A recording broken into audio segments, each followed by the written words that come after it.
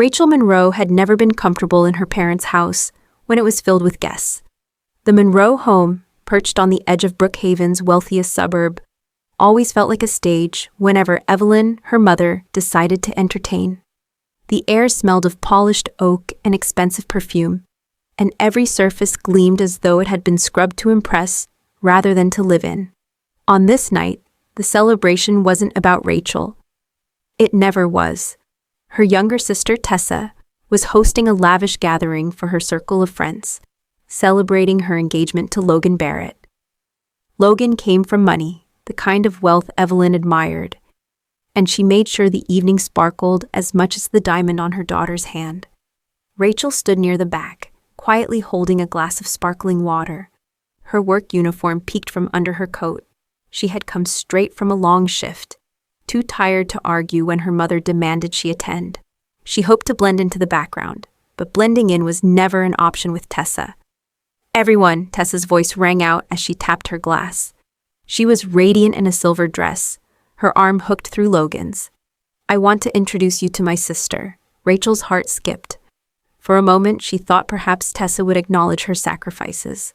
The long hours she had worked to cover debts and support the family when no one else stepped up. But then Tessa's lips curved into a cruel smile. "This is Rachel. She's sort of our maintenance girl. Fixes things, pays for things. Keeps the lights on." Laughter rippled through the room. Some chuckled politely, others smirked outright. Logan gave a half smile, clearly uncomfortable, but saying nothing. Rachel's face burned, her fingers tightening around the glass. Tessa continued, tilting her head sweetly. "Not everyone can be glamorous. Some of us are meant for other roles." Her words landed like daggers. Rachel wanted to disappear, but the humiliation was complete. Evelyn's sharp voice sealed it. "Don't sulk, Rachel. People will think you're jealous. Let your sister have her moment."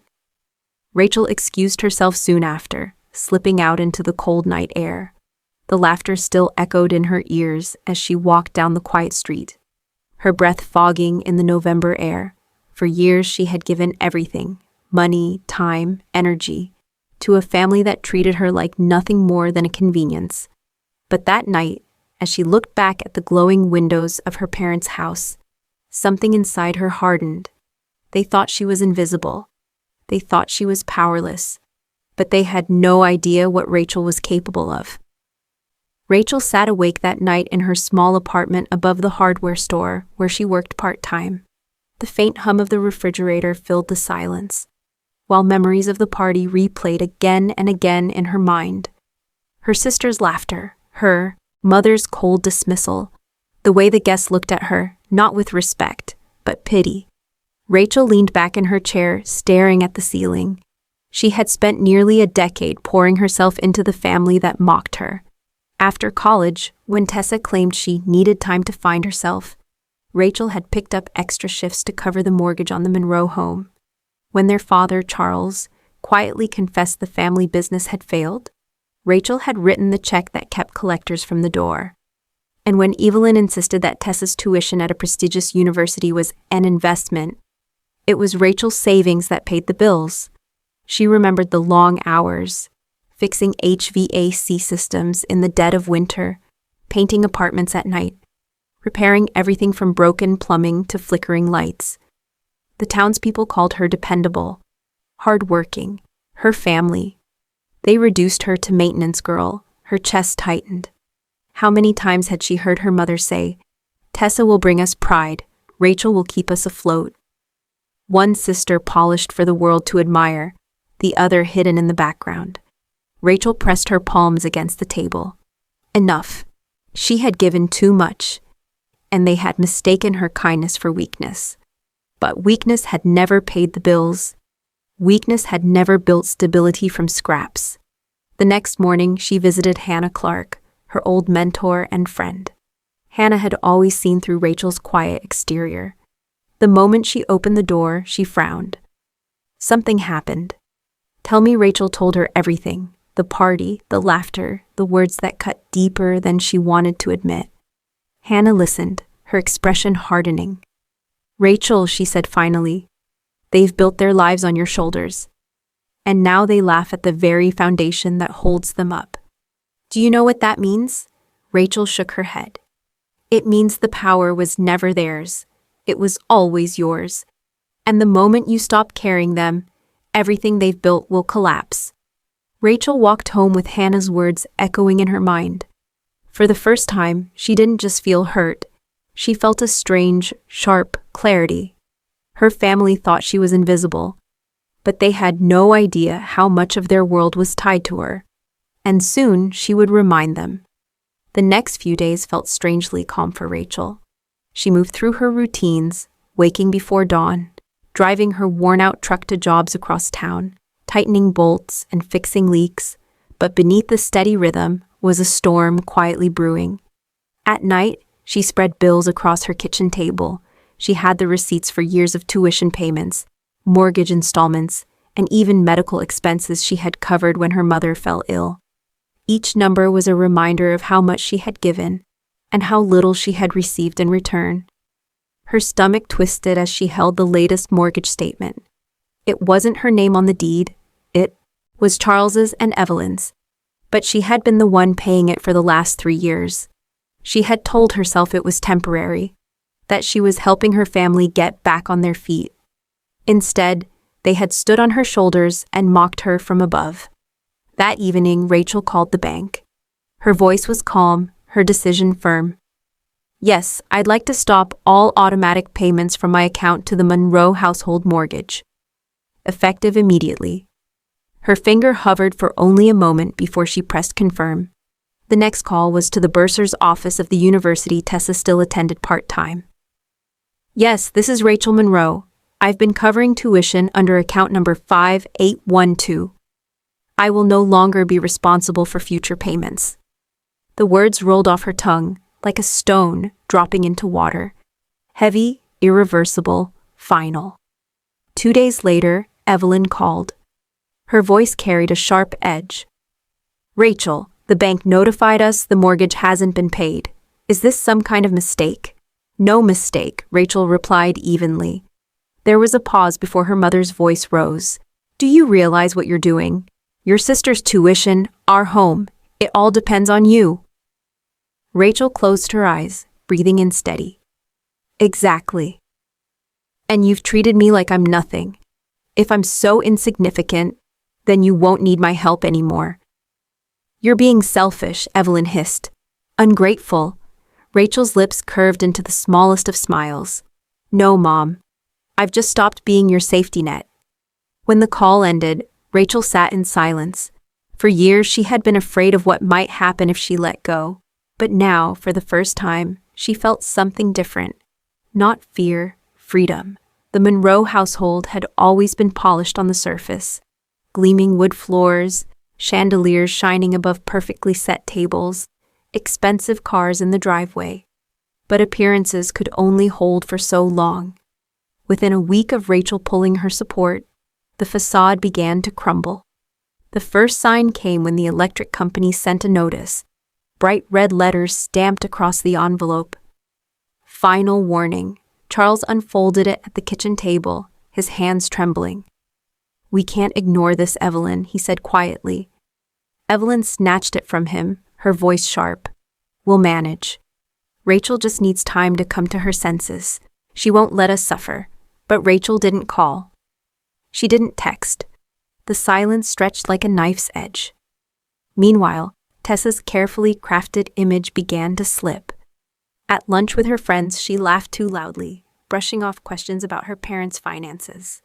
But when the waiter set the check on the table, her credit card was declined.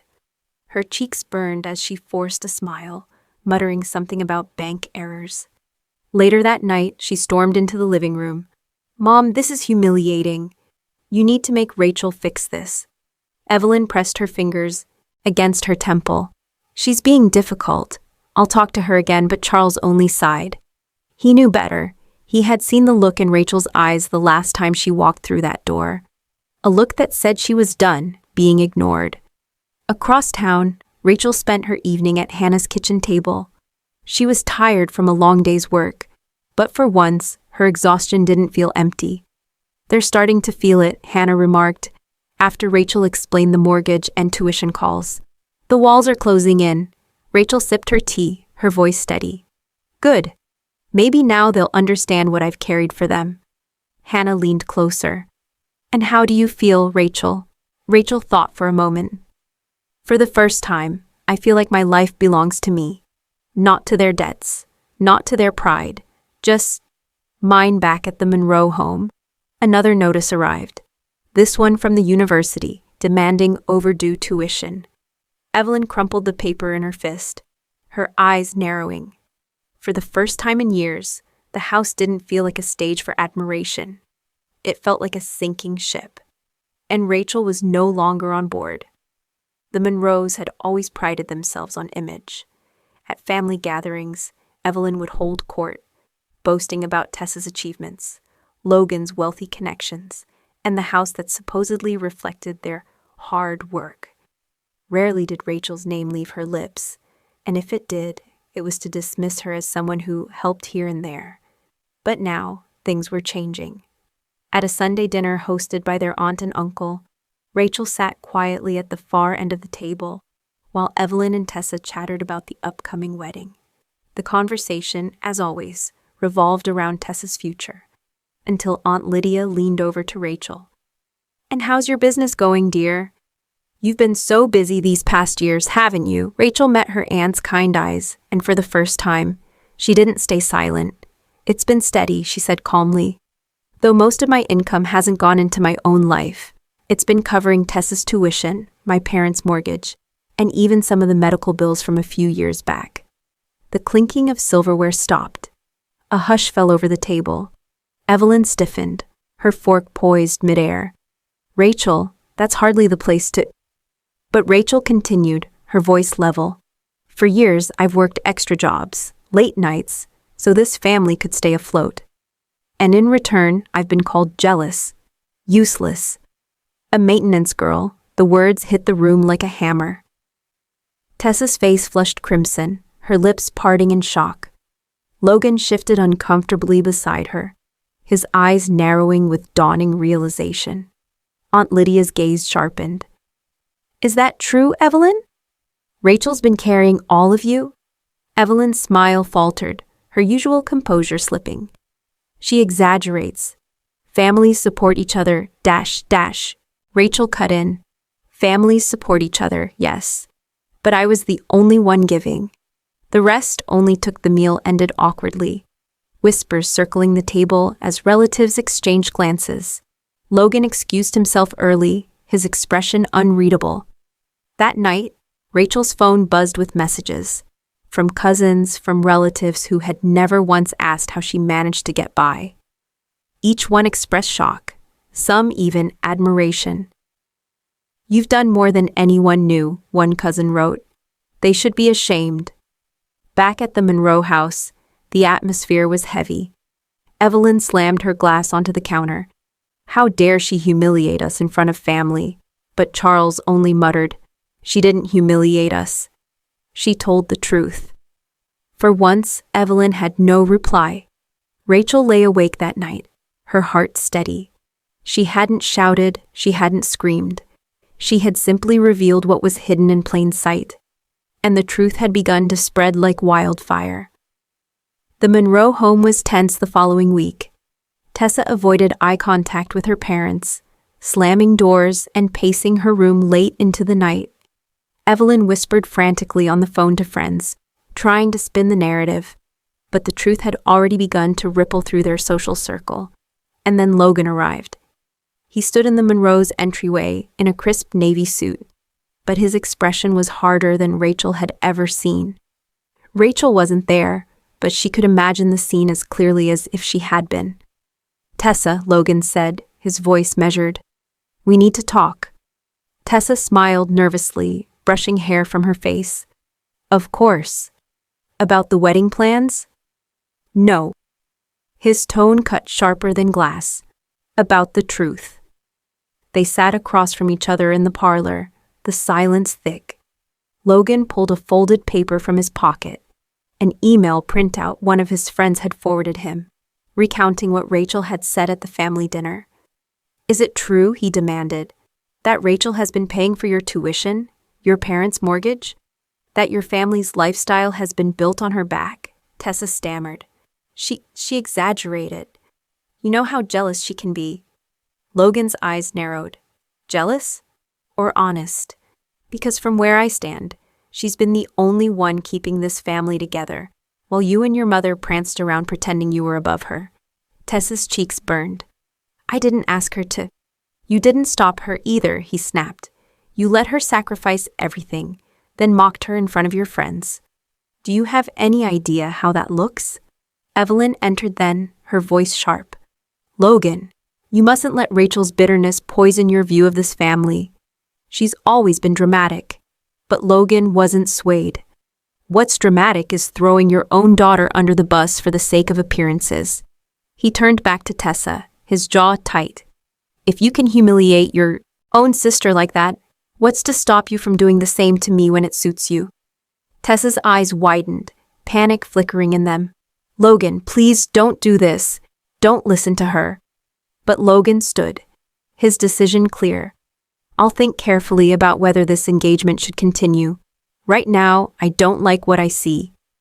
When the door shut behind him, the silence in the house was deafening.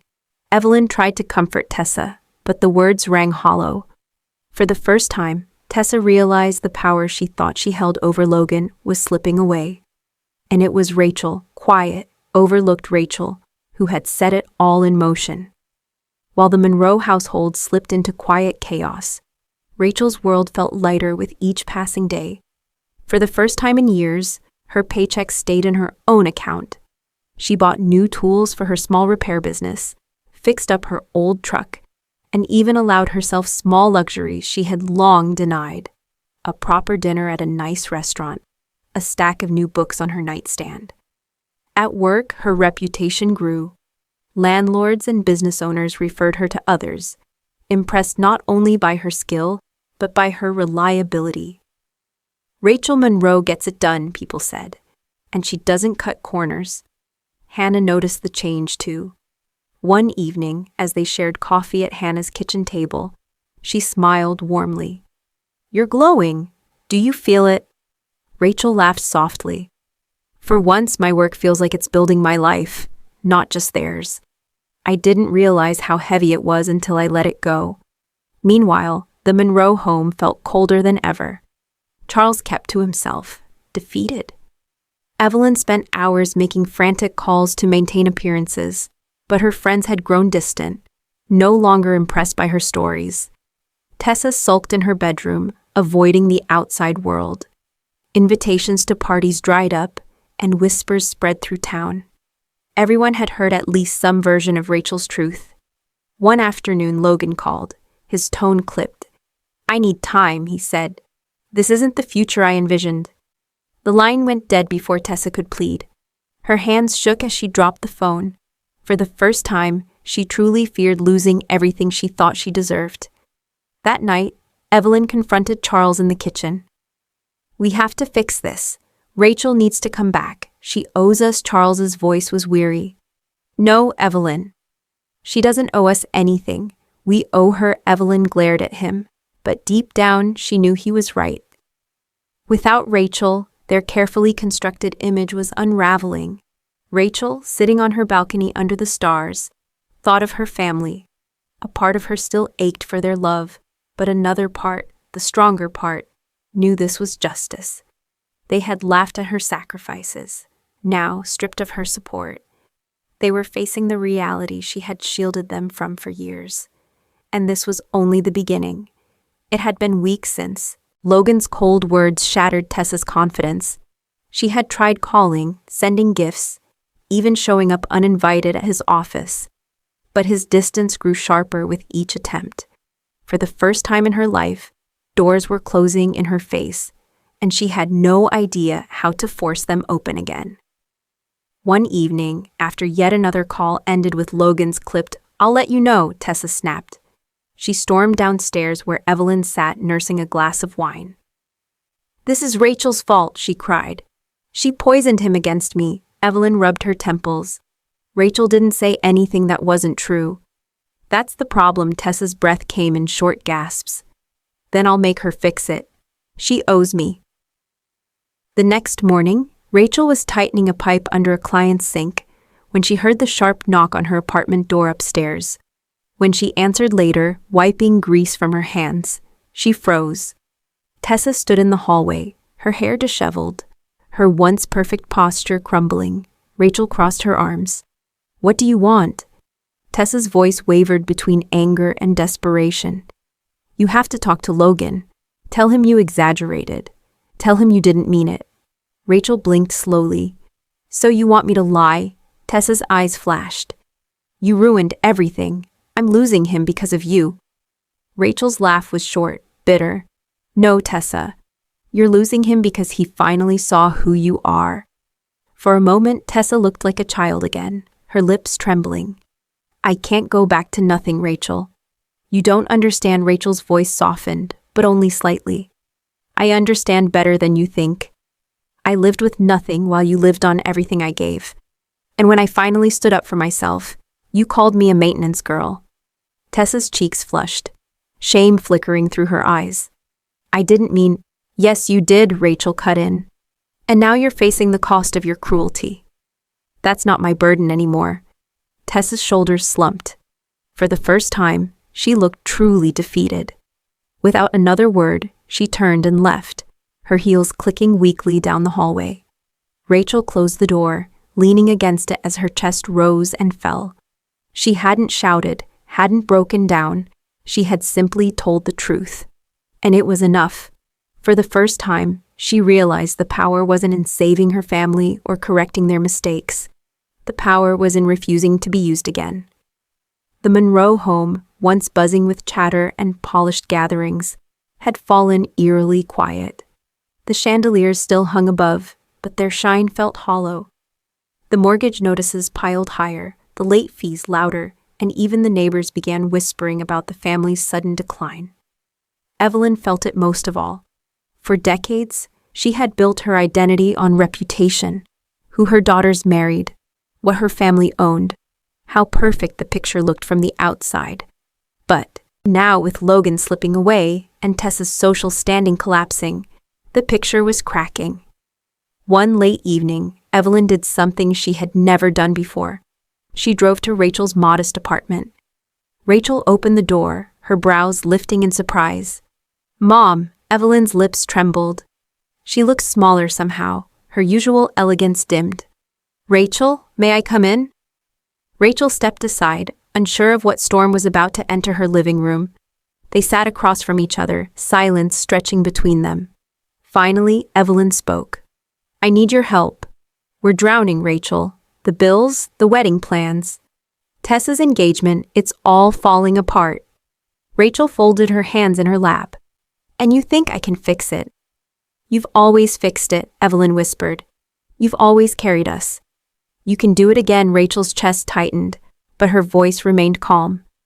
"Do you even hear yourself? You didn't come to apologize. You came because you need me." Evelyn's eyes flickered with pain. "I know I haven't always treated you the way you deserved. But you're still my daughter. Family sticks together." Rachel leaned forward, her gaze sharp. "Family sticks together when there's love. What we had was me giving and you taking. That's not family, that's exploitation." Evelyn's shoulders sagged, the fight draining out of her. For the first time, she looked vulnerable, not as the controlling matriarch, but as a woman stripped of her illusions. "Please, Rachel." "Just this once more." Rachel shook her head slowly. "No, Mom. Not anymore. If you want to rebuild, you'll have to do it without me." The words hung heavy in the room. Evelyn's eyes welled with tears, but Rachel didn't flinch. Finally, Evelyn rose to her feet, defeated. Without another word, she walked to the door, her heels clicking softly against the floor. When the door closed behind her, Rachel exhaled deeply. For years she had longed for her mother's approval, but now she realized her strength came from walking away, not from being pulled back in. The Monroe house was quieter than Rachel had ever known it. Curtains remained drawn, the once bustling kitchen empty. The glittering future Evelyn had promised her younger daughter had finally dimmed. The final blow came one afternoon when Logan arrived, not with flowers or apologies, but with a single envelope. He sat stiffly in the living room as Tessa clutched at his sleeve. "Please, Logan," she begged. "You can't just walk away after everything we planned." Logan's expression was cold. "Tessa, I wanted a partner, not someone who lies, who takes without giving. I've seen who you are, and I won't tie my life to it." He placed the envelope on the coffee table, a formal notice ending their engagement, and walked out. The slam of the door echoed like thunder. Tessa collapsed onto the sofa, sobbing. Evelyn rushed to her side, but there was nothing left to fix. The perfect life they had envisioned had shattered. That same evening, Rachel sat with Hannah at the small diner where they often met. She listened quietly as Hannah read the news from her phone. Local businessman Logan Barrett ends engagement to Tessa Monroe amid rumors of family scandal. Rachel stirred her coffee slowly, her lips curving into a faint smile. Hannah glanced up. "How does it feel?" Rachel exhaled, the weight of years lifting from her shoulders. "It feels just. Not because they're suffering, but because I finally stopped letting them use me. For once, I chose myself." Days later, Rachel walked past the Monroe home on her way to a client's job. The grand house looked the same on the outside, but she knew the truth. It was hollow now, a stage without an audience. She paused only long enough to feel the cool air on her face, then turned away. Her story was no longer bound to those walls. She had built her own foundation, solid and unshakable. Her family's downfall wasn't her triumph. It was simply proof that the strength they mocked had always belonged to her. As Rachel drove away in her truck, tools rattling softly in the back, she felt a calm she had never known before. They had tried to erase her. They had called her nothing. But in the end, she was the one who stood tall while their world crumbled around them.